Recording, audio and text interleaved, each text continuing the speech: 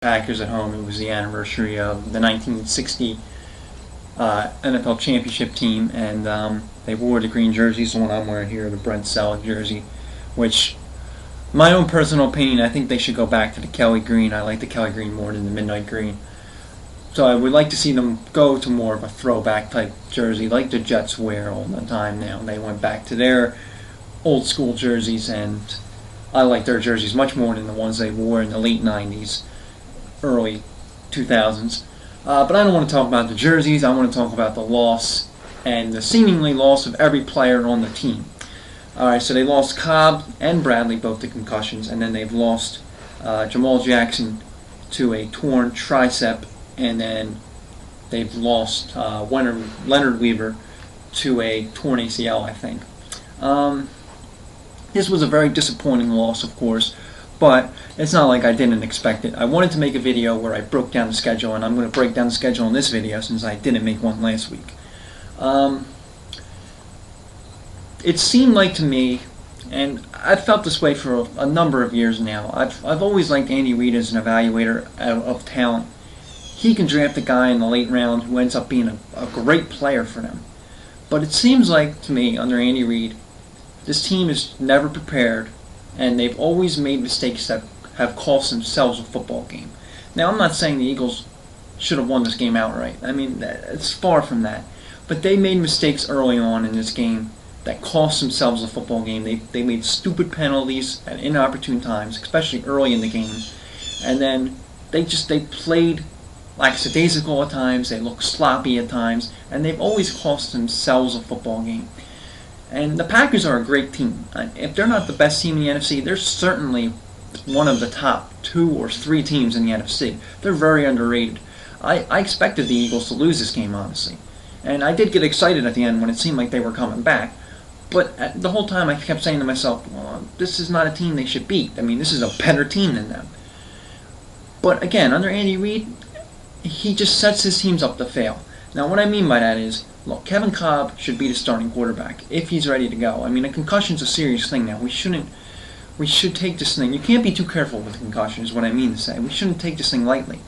But if he's ready and he's healthy and he can play, he should play. He should be the starting quarterback. Michael Vick's the backup quarterback. He filled in very well for them, and even though in the first half he wasn't great either, and he wasn't that great in the second half. Let's slow things down, Eagles fans.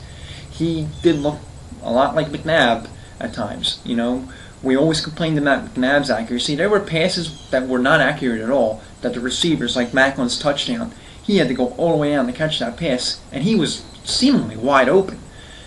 But Andy Reid set up Kevin Kolb to fail in this game. The first play from scrimmage should have been a Kevin Kolb pass to somebody or a handoff. It should not have been a wildcat type play. Michael Vick was out in the slot, I think, and he committed the first penalty of the game. If you're going to be a starting quarterback, you should have complete control of the offense. What you saw in the second half was Michael Vick had the offense. There was no gimmick plays, no wildcat plays. It was him, the receivers, the running backs, and the offensive line. And he had to scramble, he had to run, because the offensive line is in such shambles right now that honestly I'm worried. I'm worried that this is just going to be a complete disaster of a year now if we can't get some kind of offensive line consistency. But let me get back to the schedule now. I'm done my rant about Andy Reid and the wildcat and the gimmick plays. He's going to be here for a while. We're going to have to deal with this. Kevin Kolb's never going to have a chance in this league because he's never going to get that opportunity to just have control of the offense, and he's never going to get the chance to run the offense the way he should. But this week we got the Detroit Lions. Now the Lions, they're a much better team than they've been in the past few years, but they're still the Lions. This is a game the Eagles should win. But the offensive line worries me.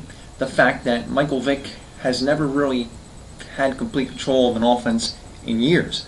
I mean, it's been at least 3 or 4 years since he's played the starting quarterback position in the NFL. What's he going to bring? What's he going to showcase? And if they know that Kevin Kolb's not starting, what are the Lions going to do to contain Michael Vick? Because the Achilles heel of Michael Vick has always been, if you contain him in a pocket and make him throw, he's a lot less effective. And that worries me. That worries me that the Lions are going to try and find ways to make Michael Vick beat you with his arm. And his arm is not good enough to beat you. He beats you with his ability to get out of the pocket, scramble, find open space, and get out into the open space out in the backfield and get downfield. After this game, you got the Jaguars again, another team you should beat. And I'm not, putting down the Lions and the Jaguars, but I do think the Eagles are better than these two teams, and they should be able to beat them. You should be 2-1 coming back home to face the Redskins. And this is a game, Donovan's coming back. It's going to be a mixture of boos and cheers for him. But this is going to be a tough game. It's a division game. McNabb's coming home, back home, and he's going to want to beat the Eagles. Who's going to be ready to play quarterback? I mean, if Cobb's ready to play by then, is Cobb the quarterback, or is Michael Vick still the quarterback? I want to win. Whoever is ready to play, if Cobb's not healthy, then Vick should be the starting quarterback. But if Cobb's ready, Cobb should be the quarterback. There shouldn't be any of this gimmicky crap that Andy Reid consistently continues to do. And, honestly, I'd rather see Cobb versus McNabb than Vick versus McNabb.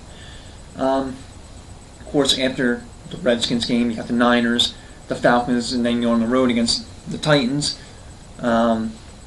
So, realistically, before the injury, I saw the Eagles going 5-2, maybe 4-3. Let me start with the Lions. The Lions should be a win. I'm going to say 21-17.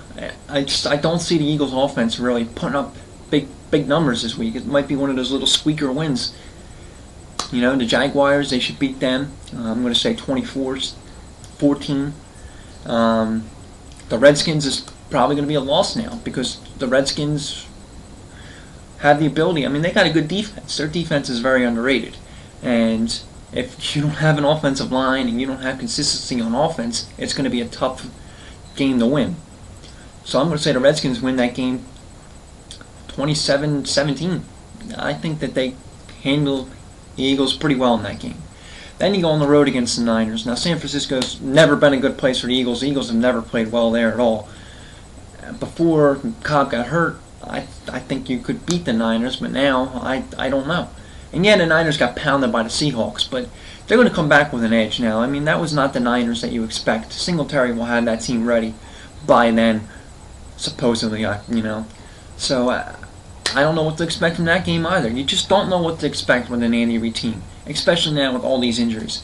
I expect them to lose that game too. So now you're going from possibly being 5-2 to possibly being maybe 3-4.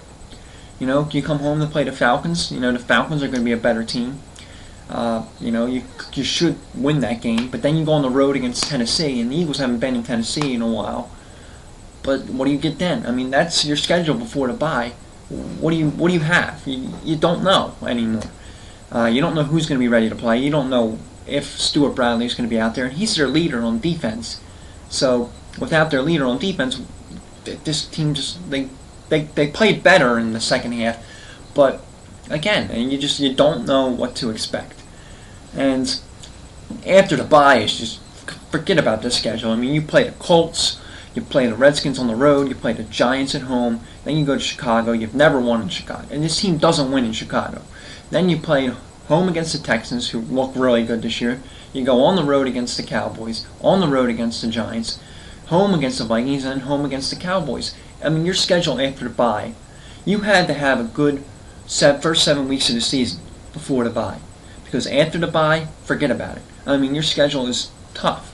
And if you're not playing better by then, if you're not in control of the offense and you're a starting quarterback and you're still doing these gimmicky plays, these teams are going to rip you apart. And I expected a 9-7, maybe 10-6 season, but realistically now it looks like a 7-9, 8-8, maybe even worse than that, 6-10 probably, because you just don't know what you're going to get. You have no offensive line consistency. You've lost your starting fullback. You've lost your starting middle linebacker. You've lost your starting quarterback, and you don't look like a team that's ready to play.